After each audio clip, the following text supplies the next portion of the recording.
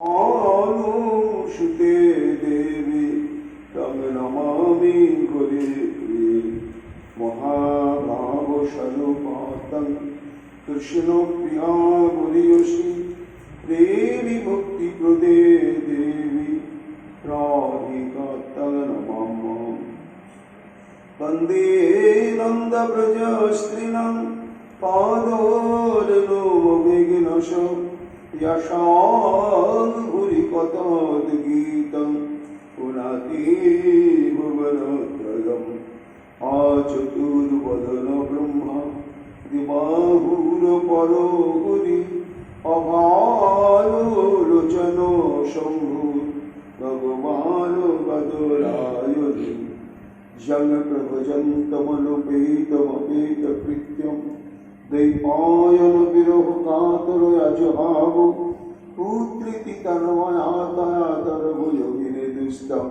षट्भूतहृदयमुनिमानतस्मै तमादिदेवं गुरुणनिधानं तमार्णवर्णं श्वेतावतारम् Aparo संसारो समुद्रसेतुं भजामहे श्रीभागवतस्वरूपं वत्साकल्पतरुभ्यश्च कृपासिन्धुभ्येव च पतितानां पावनेभ्यो वैष्णवेभ्यो नमो नमो जय रूप सनातन भट्टो रघुनाथ श्रीजीव गोपाल भट्ट दास रघुनाथ भक्ति भरे बंदी छय गोसाई चरण जहाँ हईते विघ्न नाशे अभीष्ट पूरण जय गौरी भक्त वृंद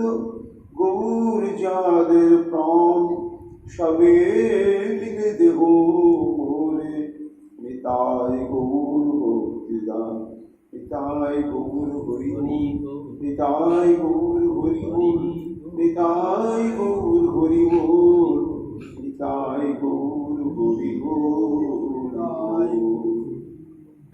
नरो हरि प्राण गोरा गोरा गोगे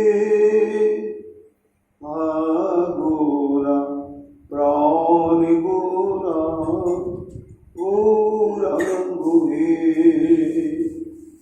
गोरा गोरा गोरा गोरा गोरा गोहे गोरा प्राण गोरा गोरा गोहे गोरा गोहे শুনি গোপীনাথ মুকুন্দ দহে দুঃখী হইলা গোপীনাথ আচার্য কিছু কহিতে লাগিলা ভট্টাচার্য তুমি হর না জানো মহিমা ভগবত্তা লক্ষণের ইহাতে সীমা কলিযুগ পাবন অবতার प्रेम पुरुषोत्तम भगवान श्री चैतन्य महाप्रभु अशेष विशेष अंतरंग परिकर कृष्ण भक्त चूड़ामणि कवि कुलमुकुटमणि परम पूज्यपाद श्रील कृष्णदास कविराज गोस्वामी तार श्री श्री चैतन्य चरितामृत ग्रंथेते मध्यलीला षष्ठ परिच्छेदे সার্বভৌম উদ্ধার প্রসঙ্গ বর্ণনা করছেন শুনতে হবে গৌর কথা কৃষ্ণ প্রেম ভক্তি প্রাপ্তি এবং রাধা দাস্য লাভ এই হচ্ছে কলিজীবের একমাত্র সাধ্য বস্তু আর সেই সাধ্য বস্তু পেতে গেলেই আমাদের বিশেষ করে গৌর ভাবনায় গৌর চিন্তনে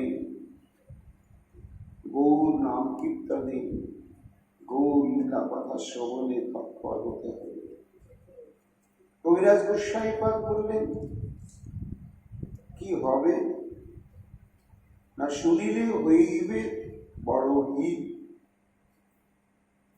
সেই হিতটি কি? না নিত্য শাশ্বত সম্বন্ধ তত্ত্ব যে শ্রী গোবিন্দ। জীবের স্বরূপই হচ্ছে জীব নিত্য কৃষ্ণ দাস। অনাদি অনন্ত কাল থেকে জীব আমরা অনুভব করতে পারি বা না পারি, বিশ্বাস করি বা না করি, মানি বা না মানি, কিন্তু তত্ত্বত প্রত্যেকটি জীবই হচ্ছে শ্রীকৃষ্ণের দাস। শ্রীকৃষ্ণের সঙ্গে তার নিত্য শাশ্বত সম্বন্ধ রয়েছে। শ্রী গোবিন্দ আমার সচ্চিদ আনন্দময় বিগ্রহ, তার সঙ্গে জীবের যদি নিত্যকালের সম্বন্ধ থেকে থাকে, তার জীবকে কেন ত্রিতাপ জ্বালায় জর্জরিত হতে হয়? শ্রী গোবিন্দের সঙ্গে বিন্দু মাত্র সম্পর্ক যুক্ত হতে পারলে ত্রিতাপ জ্বালার লেশ পর্যন্ত থাকে না। কিন্তু জীবের যে রয়েছে, মহাজন বললেন তার একটি কারণ রয়েছে। কারণটি হচ্ছে, যেমন অনাদিকাল থেকেই জীবের সঙ্গে সম্পর্ক কৃষ্ণের, আর কৃষ্ণের সঙ্গে জীবের সম্পর্ক দাস এবং প্রভু, সেব্য এবং সেবক, ঠিক তেমনি অনাদিকাল থেকেই কৃষ্ণ স্মৃতি বিস্তৃত হয়ে আছে। জীব মায়া কবলিত হয়, কৃষ্ণ বলি সেই জীব অনাদি বহির্মুখ, অতএব মায়া দ্বারে দেয় সংসার আদি দুঃখ। কৃষ্ণ বিস্মৃতি হচ্ছে আমাদের ত্রিতাপ জ্বালা দুর্ভোগের একমাত্র হেতু। তাহলে দুর্ভোগ থেকে মুক্তি পেতে গেলে উপায় কি? আবার সেই শ্রীকৃষ্ণ স্মৃতিতে ফিরে যাওয়া। জীব যখন সেই শ্রীকৃষ্ণ স্মৃতিতে আবার ফিরে যেতে সক্ষম হয়, তখনই তার জীবনে, তার জন্মের যথার্থ হিত সাধন হয়। কিন্তু বিশেষত এই কলিযুগে আত্মস্বরূপ জ্ঞান বিস্মৃত, মায়া কবলিত এবং কলিরাজ দ্বারা প্রপীড়িত এই জীবের পক্ষে কৃষ্ণ স্মৃতিতে সুপ্রতিষ্ঠিত হওয়া কি করে সম্ভব? ভবব্যাধির বিধান জেনে কবিরাজ গোস্বামী পাদ বললেন, না না, সহজতম উপায় আছে। কি? শ্রুতাম শ্রুতাম নিত্যম গীয়তাম গীয়তাম মুদা চিন্ততাম চিন্ততাম ভক্তশ্চৈতন্য চরিতামৃত। কলিযুগ পাবন অবতার শ্রী গৌরসুন্দরের কথা, হে কলিহত জীব, তুমি নিরন্তর শ্রবণ কীর্তন এবং স্মরণ করতেই থাকো, তাহলে তোমার হিত সাধন হবে। কি হিত? কি অদ্ভুত চৈতন্য চরিত, কৃষ্ণে উপজীবে প্রীতি, জানিবে রসের রীতি, শুনিবে হইবে বড় হিত। এই গৌর কথা, এই অলৌকিক শক্তিশালী প্রভাব মহিমা, যে গৌর কথা নিরন্তর শ্রদ্ধা বিশ্বাসের সঙ্গে শ্রবণ করতে থাকলে এই অনাদি বহির্মুখ ব্যাধি জীবে শ্রীকৃষ্ণের প্রতি সেটি দূর হয়ে যাবে স্বাভাবিকভাবে। স্বতন্ত্র কোনো ভজন প্রচেষ্টা ব্যতিরেকে এই বহির্মুখতা ব্যাধি আপনা হতে তিরোহিত হবে। তখন জীবের সঙ্গে শ্রীকৃষ্ণের এবং শ্রীকৃষ্ণের সঙ্গে জীবের যে নিত্যকালের সম্বন্ধ, সেই সম্বন্ধটি তখন অতি সহজভাবেই জেগে উঠবে। জীব সম্যক উপলব্ধি করবে, আমি কারো নয়, কেউ আমার নয়, আমি একমাত্র সেই শ্রীকৃষ্ণের দাস। এই কৃষ্ণের সঙ্গে তার সম্বন্ধ স্থাপন হবে। শুধু সম্বন্ধ নয়, সেই সম্বন্ধের আবার প্রকারভেদ রয়েছে। দাস্য সখ্য বাৎসল্য এবং মধু, এই যে দাস্য সখ্য বাৎসল্য মধু, এই সম্পর্ক, যে কোনো একটি সম্পর্ক যা পূর্ব জন্মাদি সংস্কার বশত জীবের মধ্যে নিত্যকাল রয়ে গেছে, এইবার সেই সম্বন্ধের প্রকার ভেদটা নিয়েই শ্রী গোবিন্দের সঙ্গে তার সম্বন্ধের জ্ঞানের উদয় হবে গৌর কথা শ্রবণ করতে করতে। যে সখ্য রসের ভক্ত, সখ্য রসে শ্রীকৃষ্ণের সঙ্গে যার সম্বন্ধ, এইবার সখ্যভাবে সেবার প্রকার কি তাকে জানতে হবে। তেমনি দাস্যভাবে সেবার প্রকার ভেদ রয়েছে, বাৎসল্যভাবে সেবার প্রকার ভেদ রয়েছে, আবার মধুর রসে সেবার প্রকার ভেদ রয়েছে। কবিরাজ গোস্বামী পাদ বলছেন, গৌর কথা শ্রবণ করতে করতে এই যে একমাত্র সম্বন্ধ তত্ত্ব শ্রীকৃষ্ণ, সেই শ্রীকৃষ্ণের সঙ্গে কোন প্রকারের সম্বন্ধ নিত্যকাল থেকে সংস্কার বশত রয়ে গেছে জীবের মধ্যে, সেটি জাগ্রত হবে এবং জানিবে রসের রীতি, অর্থাৎ আপন সম্বন্ধ অনুসারে সেবা রীতিনীতি ইত্যাদি কেমন হবে, সেটিও তার অন্তঃকরণে সমন্বিত হবে যদি আমরা শ্রদ্ধাযুক্তভাবে গৌর কথা শ্রবণ করি। যার জন্য নিত্যকালে একটি আবশ্যিক ভজনাঙ্গ রূপে ঘোষণা করছেন কবিরাজ গোস্বামী পাদ, প্রতিদিন এই গৌর কথা শ্রবণ কীর্তন এবং স্মরণ করবে। সার্বভৌম ভট্টাচার্যের গৃহে মহাপ্রভু যে কে, কি বস্তু, সেটি সার্বভৌমের অনুভব নেই, আর না থাকাটাই স্বাভাবিক। তাই যদিও তার মধ্যে অতীব অলৌকিক দুর্লভ ভাববিকার দর্শন করেছেন সার্বভৌম ভট্টাচার্য, তবুও মহাপ্রভুর প্রতি তার মনুষ্য বুদ্ধি, নবীন যুবক ভাবান্তবশত সন্ন্যাস গ্রহণ করে ফেলেছে, এই বয়সে চিত্তবৃত্তি ভোগমুখী যে গতিবেগ, সেই গতিবেগকে সংবরণ করে রাখা বড় কঠিন। একমাত্র তত্ত্ব বিচার বোধের নেশা যদি তার মধ্যে উদয় হয়, তখনই এই প্রভাব থেকে সে মুক্ত হতে পারে। তাই নিরন্তর বেদান্ত শ্রবণের কথা চিন্তা করছেন সার্বভৌম ভট্টাচার্য, এবং তার মনোগত ভাবটি অকপটে ভগ্নিপতি গোপীনাথ আচার্যের কাছে খুলেই বললেন। যেহেতু মধ্যম সম্প্রদায়ে সন্ন্যাস নিয়েছেন, একটু উত্তম সম্প্রদায় হলে ভালো হয়, তাই পুনরায় সংস্কার আমি করিয়ে দিতে চাই এবং নিরন্তর বেদান্ত শ্রবণ করাতে চাই। সার্বভৌম ভট্টাচার্যের এই মন্তব্য শ্রবণেই কবিরাজ গোস্বামী পাদ বলছেন, গোপীনাথ আচার্য এবং মুকুন্দ দত্ত অত্যন্তই মর্মাহত। কাকে বেদান্ত শ্রবণ করাবে?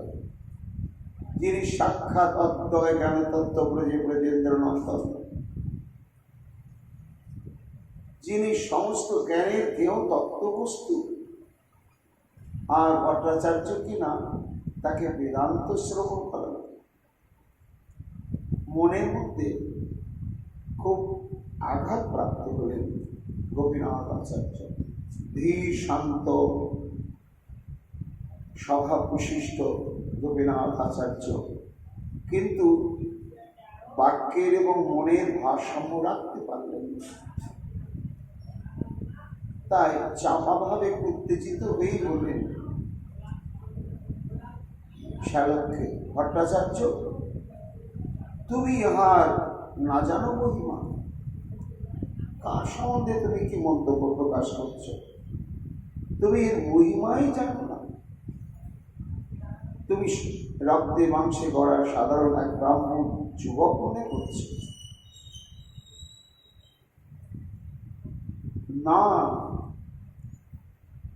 ইনি কে বটে?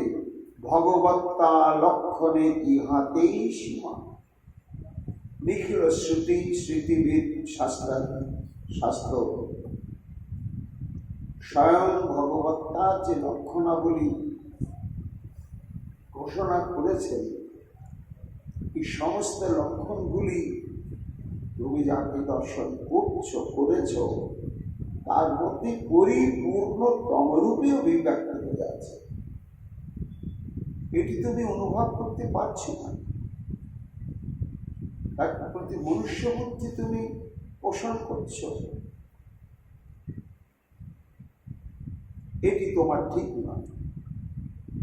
সেই ভগবত্তা লক্ষণের সীমার মূল তত্ত্ব কি? মূল তত্ত্ব হচ্ছে, কবিরাজ গোস্বামী পাদ বলেছেন, পূর্ণ ভগবান অবতারে যেই কালে আর সব অবতার তাতে আসে মিলে। এই পূর্ণ ভগবান বলতে অবতারই, অবতার নয়। তো অবতার বৃন্দ হচ্ছে অবতারী অংশ, কোন অজ্ঞাত কারণ। এটি স্বয়ং ভগবানের মনের খবর। কোনো অজ্ঞাত কারণে স্বয়ং ভগবান কখনো কখনো কোনো কল্পে বা ব্রহ্মার একদিনে তিনি অবতীর্ণ হন। এই যে তিনি অবতীর্ণ হন, কিন্তু কখন অবতীর্ণ হন? না একটা যুগকে আশ্রয় করে,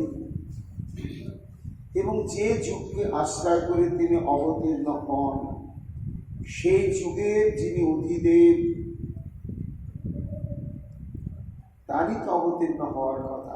তিনি স্বয়ংরূপ আবার আসছেন। কবিরাজ গোস্বামী পাদ বললেন, হ্যাঁ, কোন অজ্ঞাত কারণে স্বয়ং ভগবান যখন অবতরণ করেন, তখন তার মধ্যে সমস্ত অবতার বৃন্দ অন্তর্লীন অবস্থায় থাকে। তারা স্বতন্ত্রভাবে যে যুগে মৎস্য অবতার হওয়ার কথা, সেই যুগে যদি স্বয়ং ভগবান অবতীর্ণ হন, তখন মৎস্য অবতার আর স্বতন্ত্রভাবে অবতীর্ণ হয়ে তার মহিমাদি প্রকাশ করেন না। এটি নিয়ম। তাই আর সব অবতার তাকে আসি মিলে। চৈতন্য মহাপ্রভুর মধ্যে সমস্ত অবতার বৃন্দ, নারায়ণ, চতুর্ভুহ, মৎস্যাদ্য অবতার, যুগ মন্বন্তর অবতার যত আছে, আর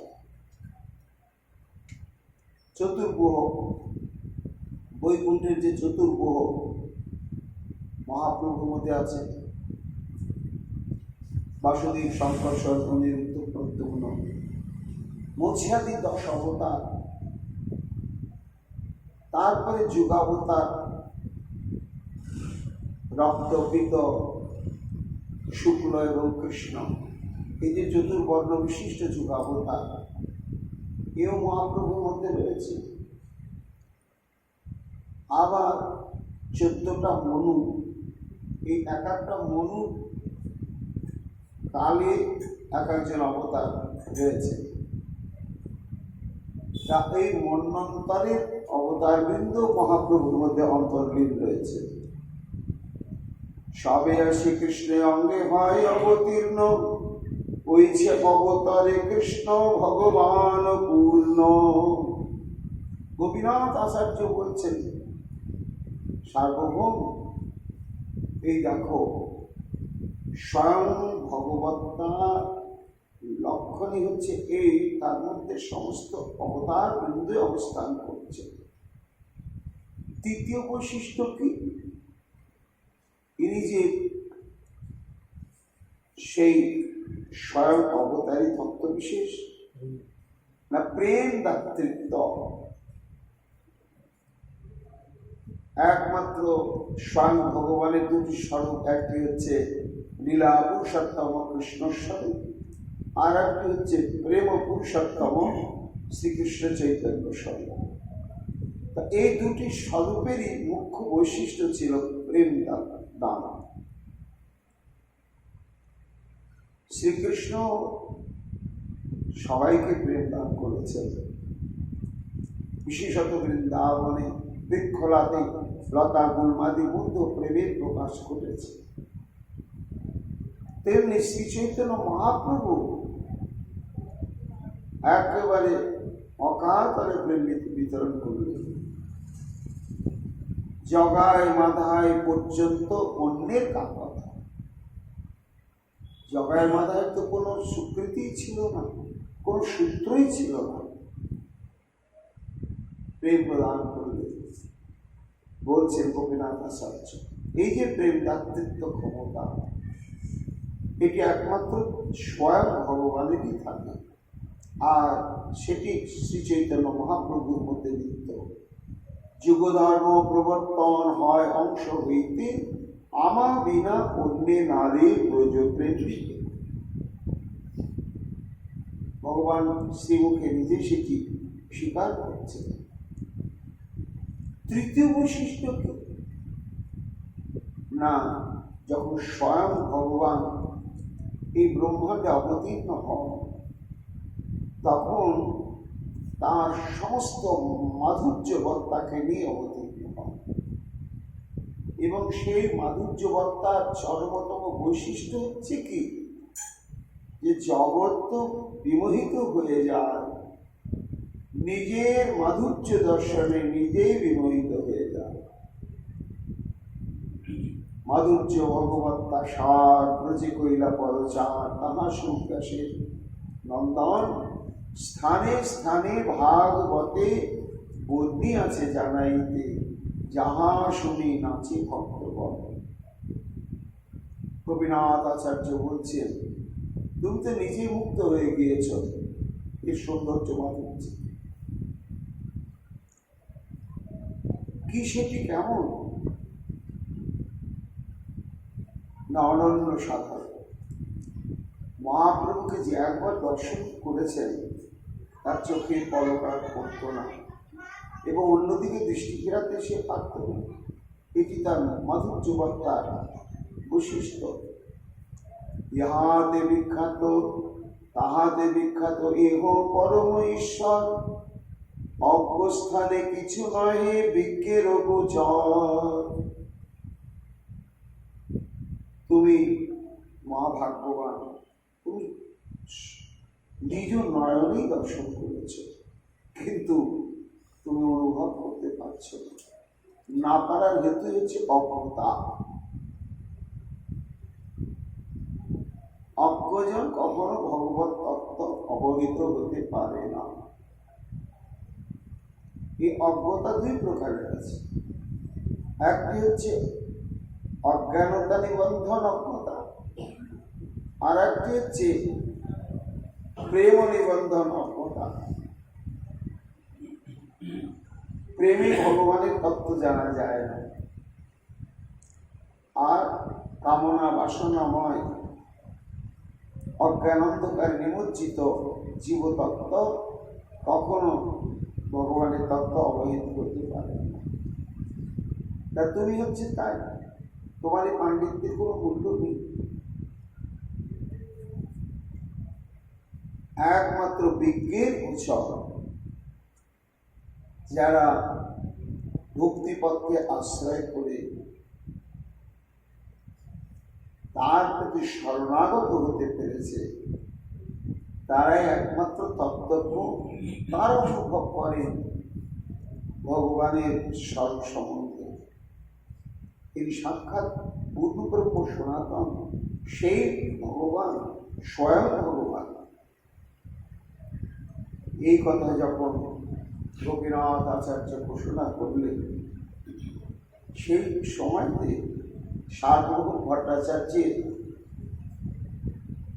কাছে বিদ্যা অনুশীলন করতে কতিপয় শিষ্য তারাও সেখানে উপস্থিত, এবং তারাও তর্ক শাস্ত্রাদিতে বিশেষ পারঙ্গ।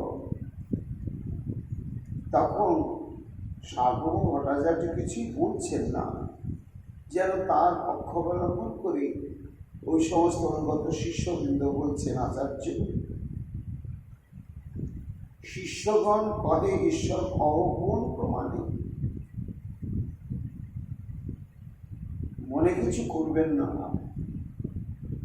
আচার্যদেব, আপনি যে একে সেই স্বয়ং ভগবান বা পরম ঈশ্বর বলে ঘোষণা করছেন, তার পেছনে তো প্রমাণ থাকতে হবে।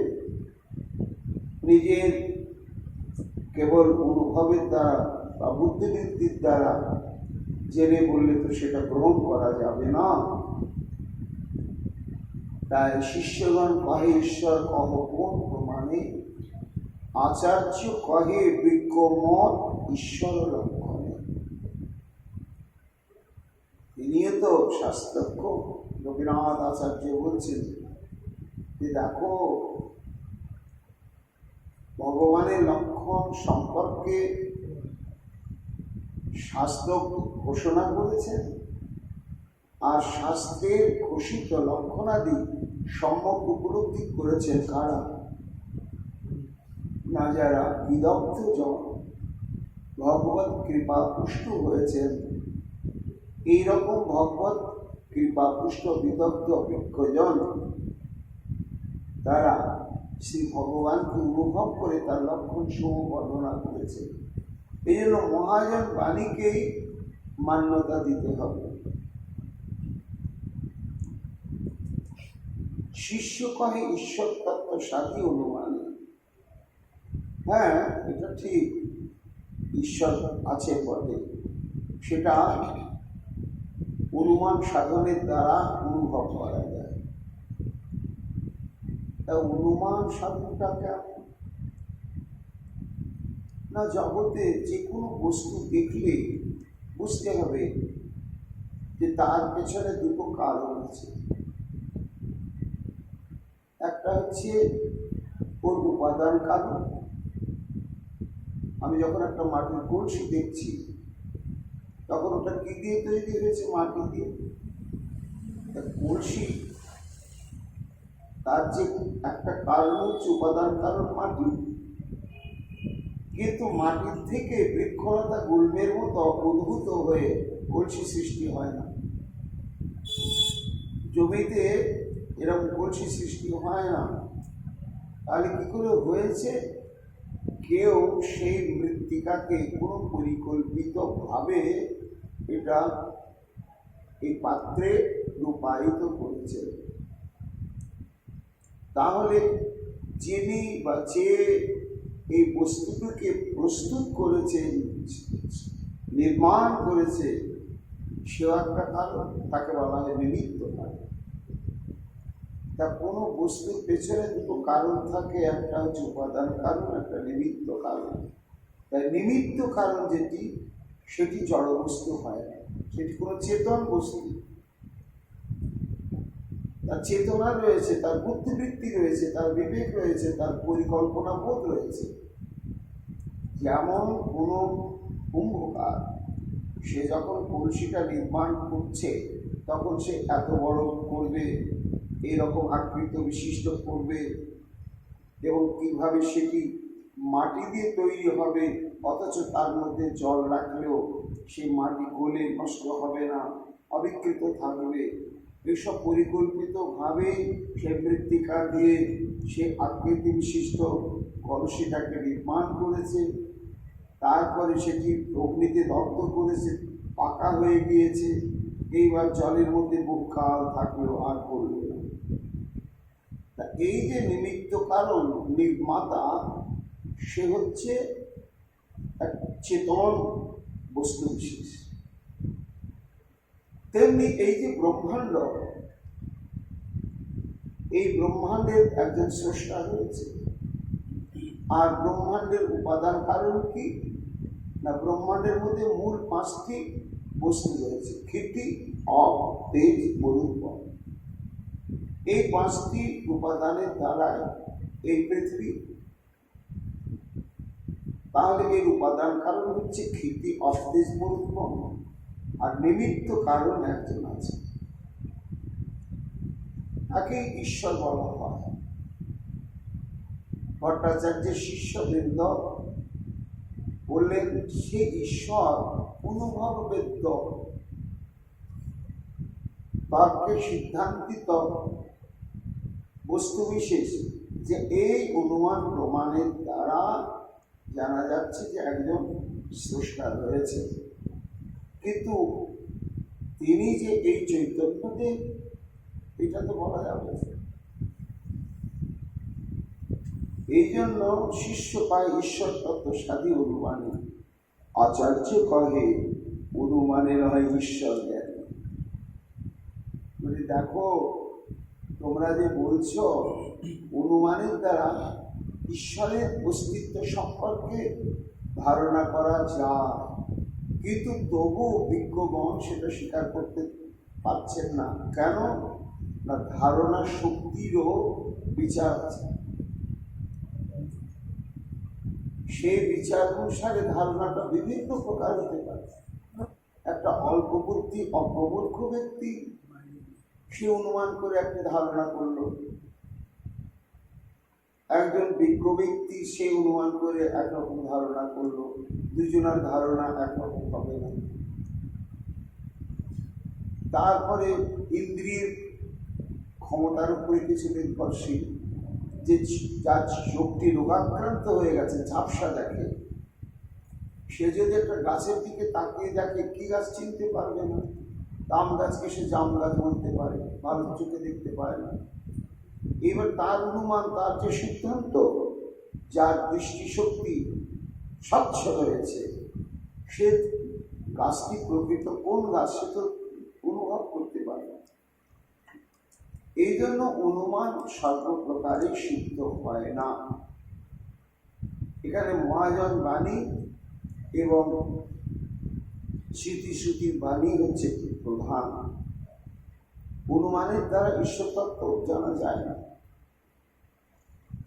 যেমন অন্ধগণের অস্থি দর্শন। হাতি যাচ্ছে পথ দিয়ে, 4-5টি অন্ধ তারা বসেছিল। হই হই শব্দ শুনে বুঝতে পারলে হাতি নামক একটি প্রাণী আমাদের সামনে এই রাস্তা দিয়ে যাচ্ছে। দাঁড়াও দাঁড়াও ভাই, আমরা একটু হাতি দেখবো। ও চোখেই দেখতে পাও না, দেখবে কি করে? বলে হাত দিয়ে নেড়ে ছেড়ে দেখবো। আর তা দেখা যাবে, দেখা যাবে মানে কি অনুভবটা হবে। একটা অন্ধ সরাসরি গিয়ে সে হাতিটার পেটে হাত বুলিয়েছে, তাদের যে সমান দেয়ালের মতো। হ্যাঁ, হাতি দেখে নিলাম, বুঝে দিলাম। কি বুঝলে? বুঝলাম হাতি দেয়ালের মতো। দেয়ালে হাত দিলে যেমন বিশাল দেহ, হাতি পেটে হাত দিয়ে ঠিক তাদের অনুভব হয়েছে। এটি অনুমান, কিন্তু প্রকৃত কি তত্ত্ব হাতিটা দেয়ালের মতো। এইবার কোনো অন্ধ হাতড়াতে হাতড়াতে গিয়ে সে হাতিটার পায়ে তার হাত পড়েছে। সেই হস্তির যে পা সেটি স্তম্ভের মতো, সেটাকে ভালো করে দেখে বলছে আমি দেখে নিলাম। কিরকম? ও হাতি হচ্ছে স্তম্ভের মতো। একজন কানে হাত দিয়েছে, ভালো করে নেড়ে চেড়ে দেখে নিলাম। কি দেখলে? হাতি কুলোর মতো। একজন লেজে হাত দিয়েছে, হ্যাঁ দেখে নিলাম। কি দেখলে? বলে সাপের মতো। এই যে হস্তির যে তত্ত্বজ্ঞান, এটি কিন্তু কারোরই প্রকৃতভাবে হলো না। অনুমানের দ্বারা আংশিক আংশিক হলো, এবং সেগুলো মোটেও যথার্থ নয়। এই জন্য অনুমান বুদ্ধি তর্কাদির দ্বারা অন্য কোনো বস্তু সম্পর্কে কিছু তত্ত্বজ্ঞান লাভ করা যেতে পারলেও ভগবত তত্ত্ব সম্পর্কে কখনো সে জ্ঞান লাভ করা যাবে না। তাহলে লাভ করেন কি করে? এই একটা প্রশ্ন। তার উত্তর দিতে গিয়ে গোপীনাথ আচার্য বলছেন, ঈশ্বরের কৃপালেশ হয়তো যাহারে, সেই তো ঈশ্বর তত্ত্ব জানিবার। এইখানে সব চাবিকাঠি। যথাবস্থিত বুদ্ধিবৃত্তি, দৃষ্টিশক্তি, স্পর্শ শক্তি ইত্যাদির মাধ্যমে কখনো ঈশ্বর তত্ত্বকে জানা যাবে না। এটি হচ্ছে তার কৃপা সাপেক্ষ। তিনি যদি কৃপা করে নিজের স্বরূপ কারো কাছে উদ্ঘাটিত করে দেন, তখনই সেই ভক্তই ভগবানের তত্ত্ব সম্পর্কে সম্যক উপলব্ধি লাভ করতে পারবে। এই জন্য ঈশ্বরের কৃপালেশ হয়তো যাহারে, সেই তো ঈশ্বর তত্ত্ব জানিবারে পারে। গোপীনাথ আচার্য বলছেন ওই সমস্ত শিষ্যগণকে যে দেখো, যতক্ষণ পর্যন্ত ভগবত কৃপা না হবে ততক্ষণ পর্যন্ত ভগবানকে দর্শন করলে জানা যাবে না। যথাবস্থিত স্বরূপ আর প্রকৃত স্বরূপের মধ্যে ভেদ থাকে। তাই যথাবস্থিত স্বরূপটি যথাবস্থিত দৃষ্টি বা বুদ্ধিবৃত্তির দ্বারা বোঝা যায়, অনুভব করা যায়। কিন্তু যথাবস্থিত স্বরূপের অন্তরালে প্রকৃত যে শাশ্বত সনাতন স্বরূপটি রয়েছে, সেটি কিন্তু যথাবস্থিত দৃষ্টি বা বুদ্ধিবৃত্তির দ্বারা অনুভব করা যায় না, যাবে না। সেটি স্বয়ং ভগবানের কৃপার উপর নির্ভরশীল। তার ভুরি ভুরি প্রমাণ তো আমরা দেখছি।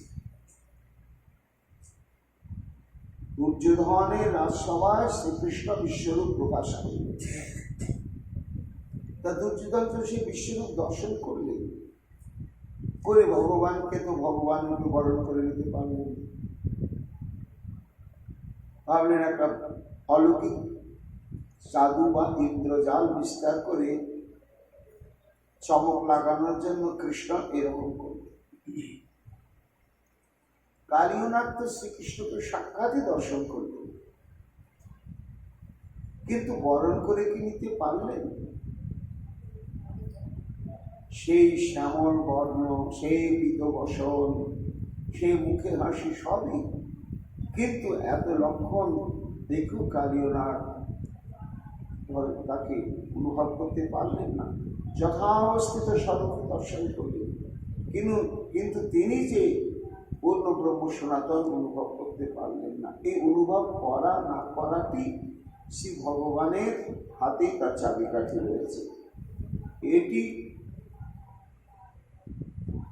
প্রচেষ্টা বা বুদ্ধি বা তপস্যা ইত্যাদির মাধ্যমে জানা যায় না। তার প্রমাণ শোনাও সার্বভৌম এবং তোমার শিষ্যবৃন্দদেরও বলছি, স্বয়ং ব্রহ্মাই একথা স্বীকার করছে।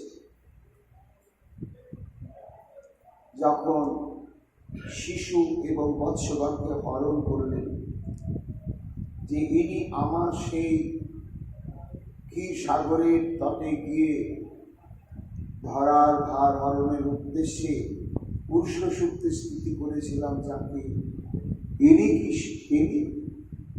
সংশয়, তাই সংশয় মুক্ত হওয়ার জন্যই হরণ করে রেখেছিলেন। পরে যখন দেখছেন সবই ঠিক চলছে, অবিকৃত যাদেরকে লুকিয়ে রেখেছেন ঠিক তারাই প্রতিদিন কৃষ্ণের সঙ্গে আসছেন যাচ্ছেন একই রকম, তখন বিমূঢ় হয়ে পড়লেন, হত জ্ঞান হত চেতন হয়ে একেবারে পূর্ণ শরণাগতি এসে গেল। ব্রহ্মা যখন খেয়ে হারিয়ে পেলে তাঁর চরণে একেবারে পূর্ণ শরণাগতি লাভ করলেন, তখন শ্রী ভগবান সেই পর্দাটাকে সরিয়ে দিয়ে নিজের স্বরূপটিকে অনুভব করালেন ব্রহ্মার কাছে। সেই তত্ত্বটি ব্রহ্মা অনুভব করে বলছেন যে, হে প্রভু, তথাপি তে দেব পদাম্বুজোদয় প্রসাদ ঋষানুগৃহীত এবহি জানাতি তত্ত্বং ভগবান মহিম্ন ন চান্ন একোপি চিরম বিচ্ছিন্ন। যদিও বিদগ্ধজন, বিদ্বানগণ, কঠোর তপস্বীবৃন্দ, ব্রতধারীগণ তোমাকে নিয়ে অনেক রকম তারা যেমন অনুভব করেছে, তারা তেমন তেমন প্রকাশ করেছে, তা করুন। কিন্তু হে প্রভু, এই ঘটনার পরিপ্রেক্ষিতে আমি এই সত্য এবং এই তত্ত্বকে অনুভব করছি। তে পদাম্বুজোদয় প্রসাদ ঋষানুগৃহীত এবহি, তুমি হলে দেব, দেব ধাতু ক্রীড়ার্থে বা লীলার্থে, তুমি লীলা পুরুষোত্তম, মুহূর্তকাল লীলা ব্যতিরেকে থাকতে পারো না। এও তোমার অভিনব লীলা, আমাকে তুমি মোহিত করে দিলে, জানতে দিলে না, বুঝতে দিলে না। এইভাবেই তুমি ব্রহ্মাণ্ডকে মোহিত করে রেখে দিয়েছ। এমন যে লীলা পরায়ণ, তাই তুমি দেব। তোমার এই পদাম্বুজোদয় প্রসাদ ঋষানুগৃহীত, অর্থাৎ তোমার অভয় চরণারবিন্দে যারা শরণাগতি লাভ করেছে, তাদের জীবনের আর কোনো কর্তব্য নেই, আর কোনো প্রচেষ্টা নেই। একটাই কর্তব্য, সেটা তোমার সেবা আর দিবানিশি তোমার এই অসমর্থ মাধুর্য আস্বাদন।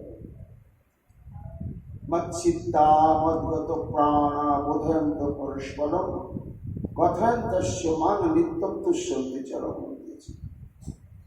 শ্রীকৃষ্ণ বলছেন যে যারা আমার একান্তিক ভক্ত হয়ে যায়, কোনো কাজ তাদের, এমনকি তাদের দেহযাত্রা নির্বাহের প্রচেষ্টাও থাকে, তারা নিদ্রাদি পরিত্যাগ পূর্বক দিবানিশি এই আমার যে মাধুর্য, সে মাধুর্য প্রসঙ্গে শ্রবণ কীর্তনে নিরন্তর মগ্ন থাকে। তা এই যে তোমার অদ্ভুত লীলা মাধুর্য, তোমার চরণে শরণাগতি লাভ করলে তাদের সে যোগ্যতা লাভ হয় এবং তারা নিরন্তর সে মাধুর্য আস্বাদন তৎপর হয়। তৎপর হওয়াতেই তাদের তোমার সম্পর্কে প্রকৃত তত্ত্ব জ্ঞান অনুভবের শক্তিটি উদয় হয়।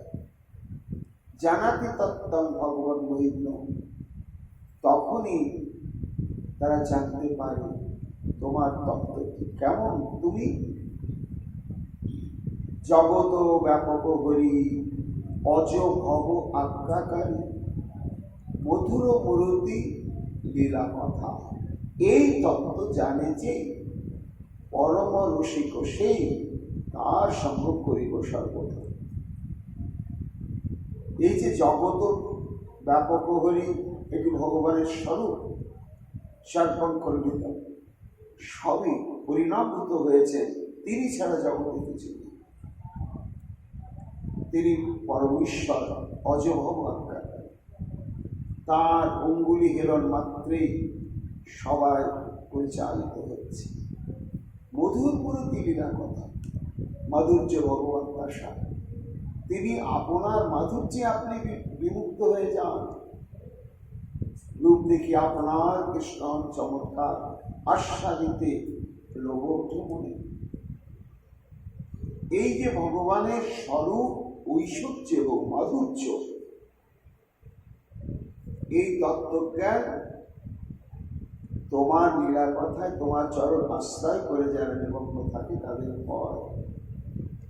ন চান্ন এগো বিচিরম বিচ্ছিন্ন,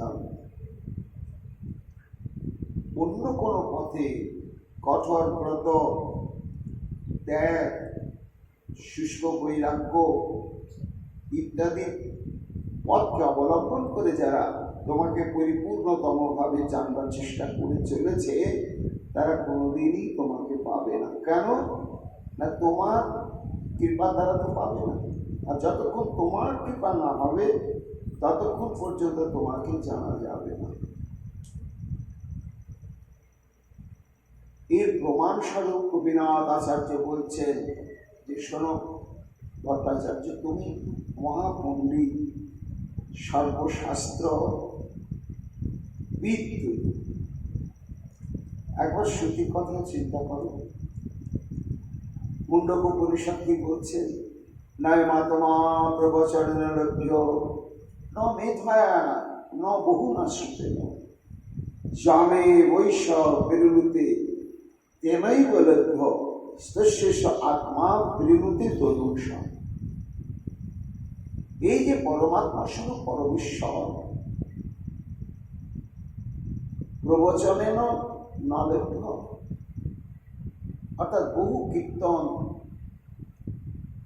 বহু শাস্ত্র অনুসরণ করলে তাকে জানা যায় না, বোঝা যায় না। নমেদয়া প্রজ্ঞা প্রতিভার প্রকাশ ঘটিয়ে তাকে অনুভব করা যায় না। বহুনা শ্রুতেন, নিরন্তর শ্রবণ করে গেলেও তার কথা দিই তাকে অনুভব করা যায়। তার কি করে যায়? যম এব এসব রেণুতে তেনই বলভ। তিনি কোনো কারণে, সে কারণটা হচ্ছে কি? ভক্তি।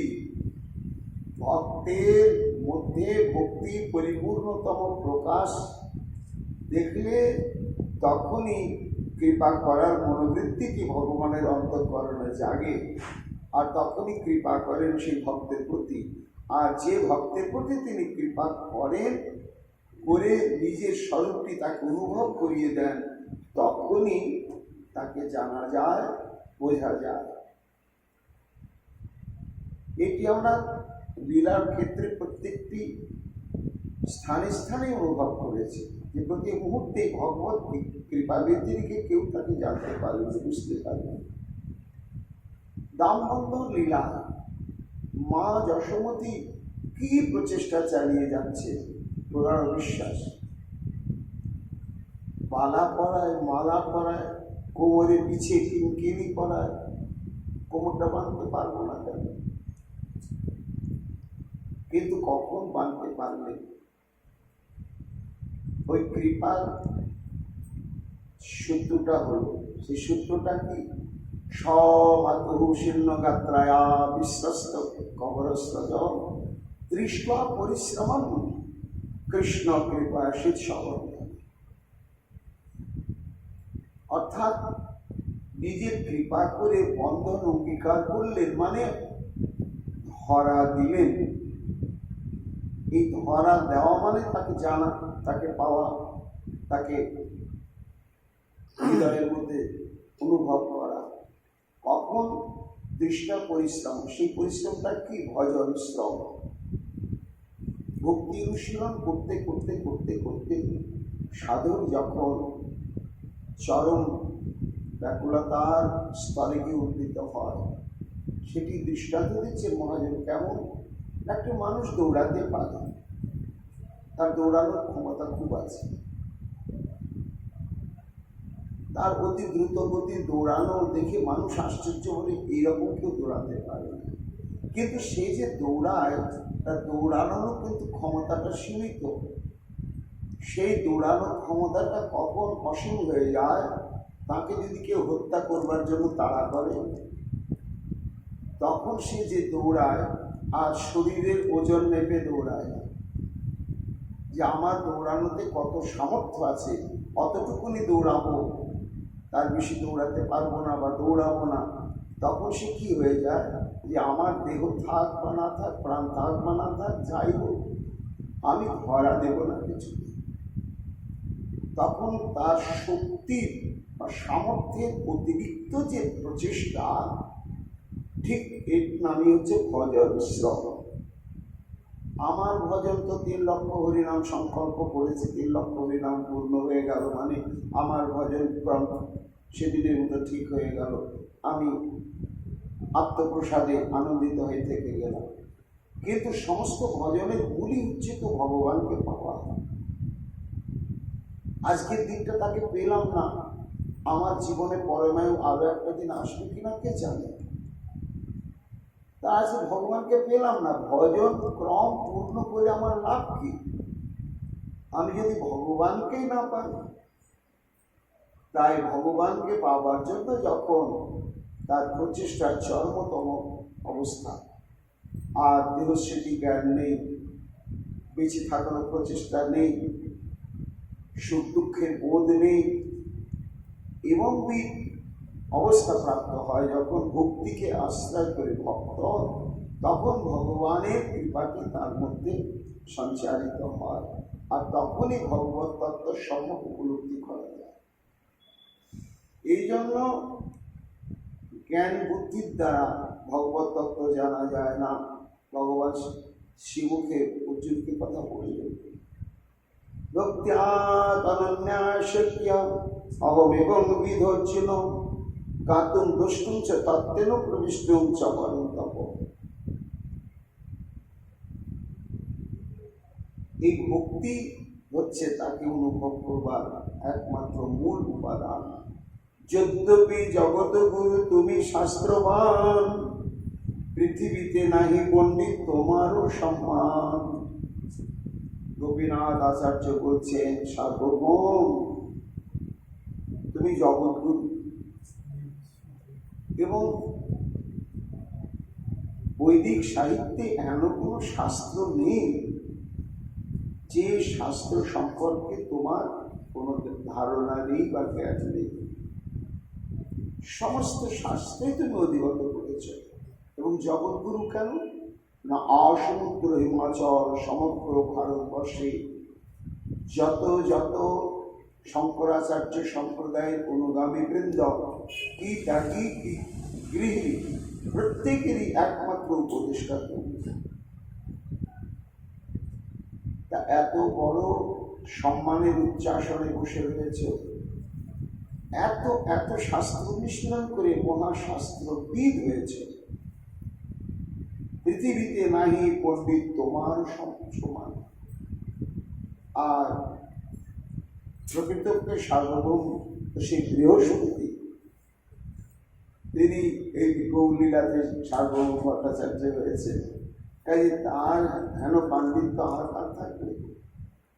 কিন্তু এত যে তোমার পাণ্ডিত্য, এত যে তোমার শাস্ত্রানুশীলন, শাস্ত্র চর্চা, ঈশ্বরের কৃপালেশ নাহি গো তোমাতে, অতএব ঈশ্বর তত্ত্ব না পারো জানিতে। গৌর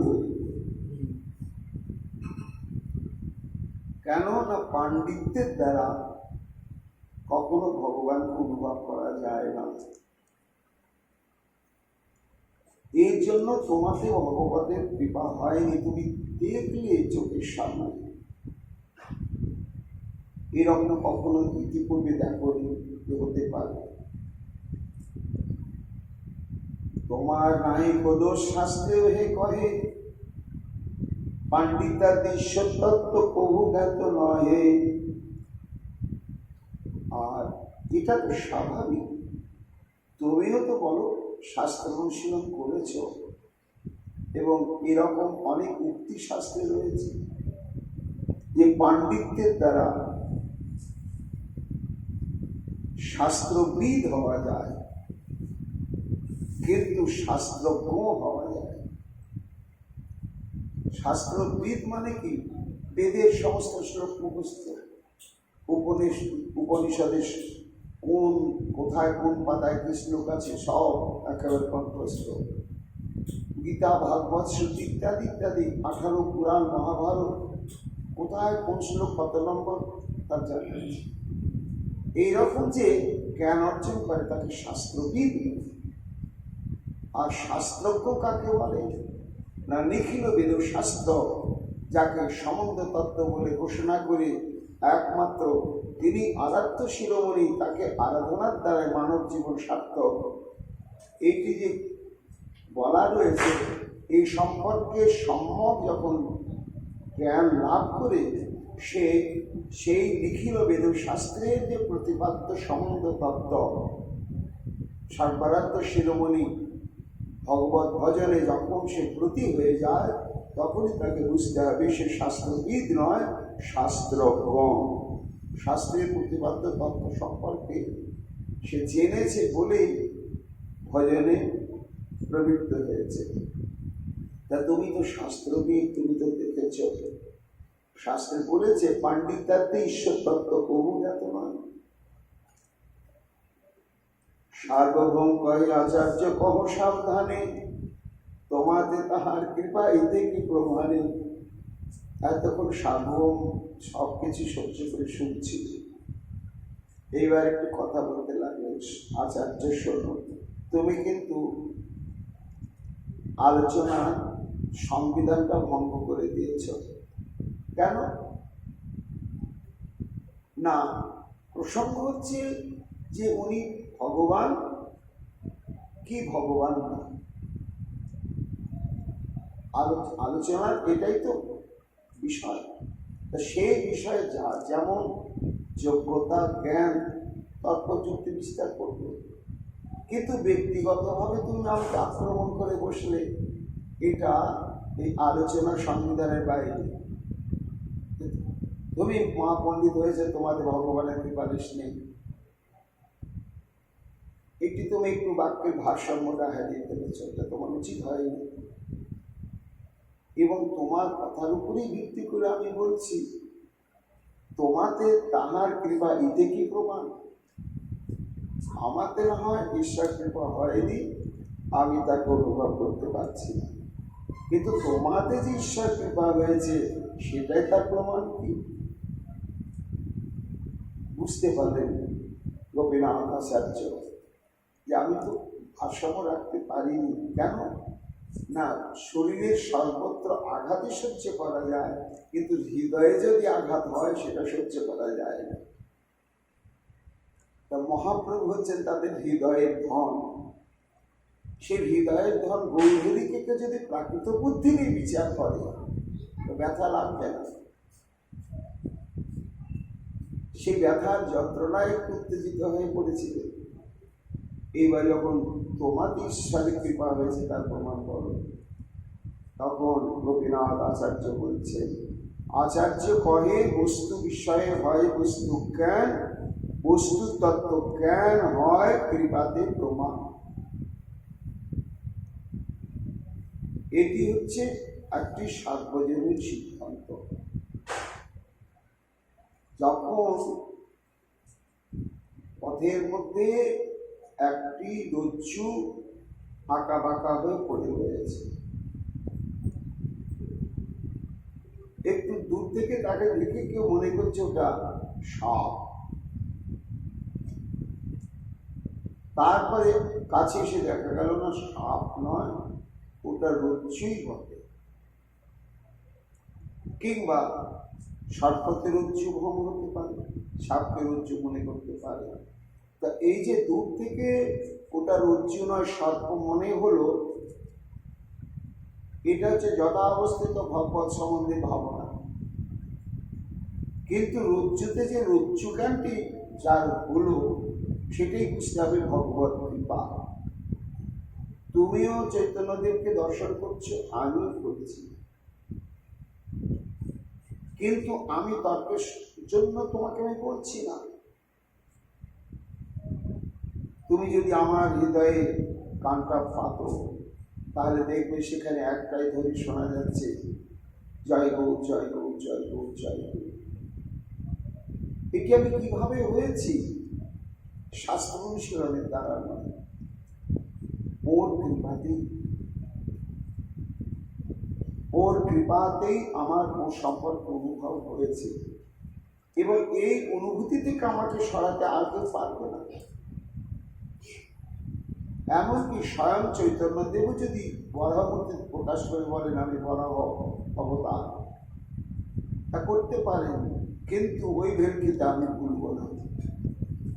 আমি তিনি যে স্বয়ং ভগবান, ভগবত তার সার স্বরূপ, এটা আমি সম্যক উপলব্ধি করতে পেরেছি, সেটি কিসের দ্বারা?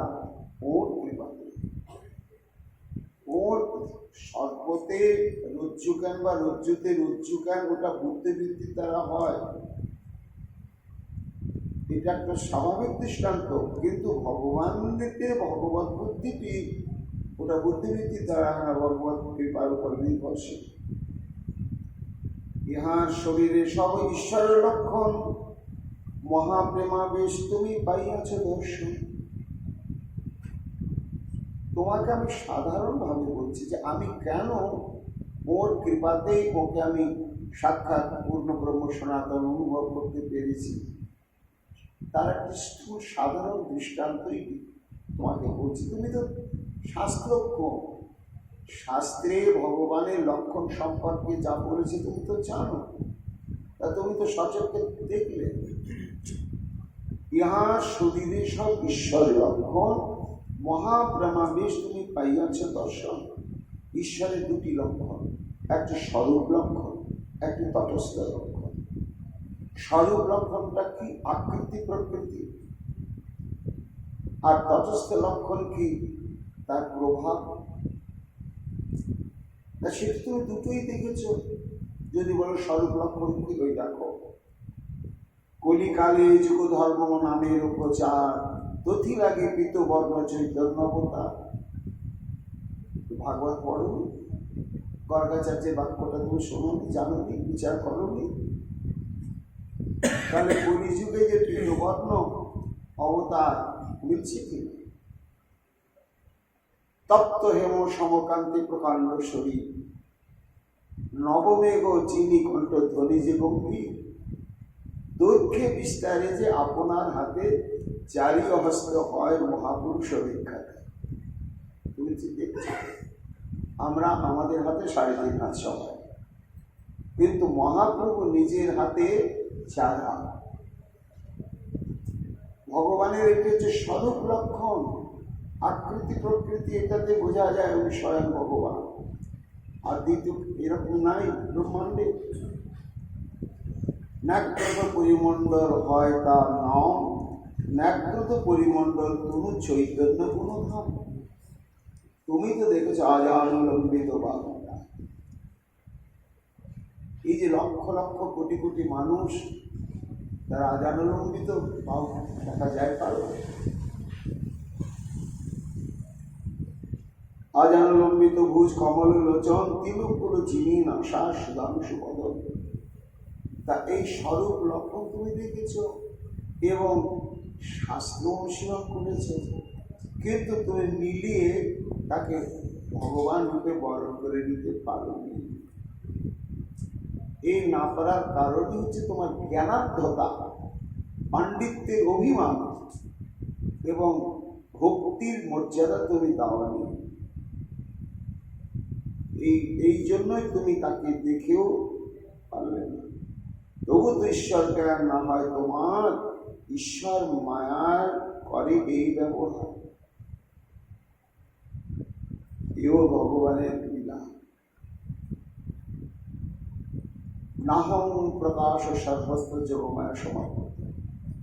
ভগবান বলছেন আমাকে দেখলে আমাকে দেখা যায় না, আমাকে যথাবস্থিত দেখা যায়, আমার স্বরূপটি প্রচ্ছন্ন থাকে, ওটা যোগমায়ার দ্বারা আবৃত করা থাকে। ওটা আমি যখন সরিয়ে দিই তখনই তো অনুভব করে। দেখিলে না দেখে তারে বহির্মুখে জন, শুনি হাসি সার্বভৌম কহিল বচন। দেখলে চিনতে, তুমি দেখে চিনতে পারবে না। আলোচনায় আস্তে আস্তে উত্তেজনাটা প্রশমন হয়ে গেল, হয়ে গিয়ে একটা স্নিগ্ধ পরিবেশ সৃষ্টি হলো। সার্বভৌম ভট্টাচার্য এবার ভুলে গেলেন। দেখিলে না দেখে তার বহির্মুখজন, শুনি হাসি সার্বভৌম কহিল বচন। আচ্ছা ঠিক আছে, ঠিক আছে, আমার প্রতি কৃপা হয়নি, আর কৃপা পাওয়ার মতো যোগ্যতা আমি অর্জন করতে পারি না। প্রসঙ্গটা এখানেই থাক, কিন্তু এই প্রসঙ্গের উপরেই আমি আলোচনার অন্য একটা দিক তোমার সঙ্গে আলোচনা করছি সেটা হচ্ছে গোপীনাথ, ইষ্ট গোষ্ঠী বিচার করি না করিও দোষ। আমরা এখানে আলোচনা করছি, এখানে তর্কযুদ্ধ করছি না, এই জন্য তোমার উত্তেজিত হওয়া উচিত হবে, আমারও হবে। আমরা নিরপেক্ষভাবে আলোচনা করছি। শাস্ত্র দৃষ্টি কহি কিছু না লইহ দোষ। তুমি যে একে আকৃতি প্রকৃতি ইত্যাদি দ্বারা বুঝিয়ে দিলে স্বয়ং ভগবান, হ্যাঁ ঠিক, কিন্তু ইনি যে ভগবান কলিযুগে, এটা তো যুক্তি তর্কের দ্বারা তুমি বুঝালে ঠিক, কিন্তু লিখিল শাস্ত্র কি ঘোষণা করেছে যে কলিযুগে উনি ভগবান? সেই সম্পর্কে তোমার সঙ্গে আমার একটু আলোচনা, এই দিকটা একটু আলোচনা করি। কিশোর, তুমিও শাস্ত্রজ্ঞ, আমিও শাস্ত্র জানি। তা কোন শাস্ত্রে উল্লেখ রয়েছে যে কলিযুগে তিনি অবতার? কোনো শাস্ত্রে তো নেই। আর আমি ওকে অমর্যাদা করি না। মহাভাগবত হয় চৈতন্য গোসাই, তিনি হচ্ছেন মহাভাগবত। তার মধ্যে যে সেই সুদীপ্ত সাত্বিক ভাববিকার আমি দেখেছি, তখনই আমি জেনেছি যে সাধারণ উনি মনুষ্য বিশেষ নন, মহাভাগবত।